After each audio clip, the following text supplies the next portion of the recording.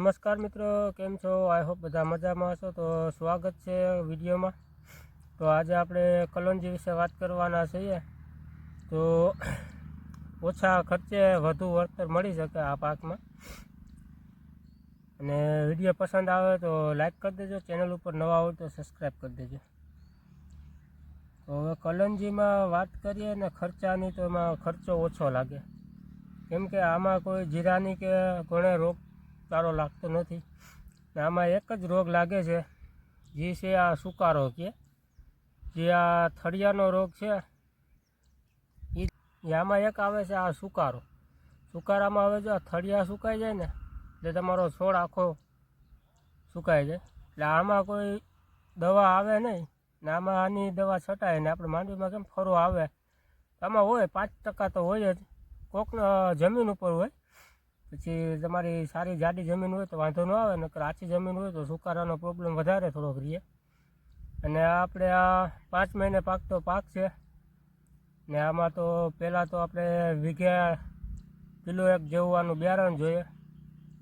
ને બિયારણની ભાવની વાત કરીએ તો અમે પડીકું લીધું હતું, એ 400 રૂપિયા કિલો આવ્યું હતું.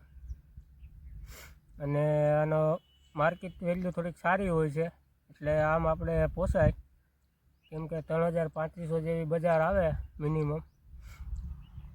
એટલે આ ઓછા ખર્ચે વધુ ઉત્પાદન, વધુ વળતર કહી શકીએ આપણે. કેમ કે આમાં મારે આ 80 દિવસની થઈ છે કલોંજી. તમે આની હાઈટ પણ જોઈ શકો છો.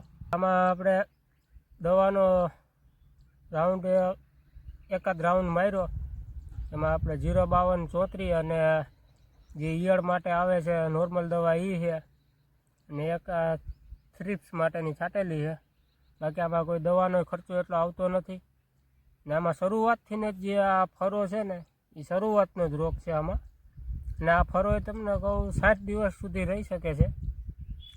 પછી અત્યારે મારે ક્યાંય ફરો છે નહીં, બાકી 60 દિવસ લગી ફરાની થોડીક બીક લાગે.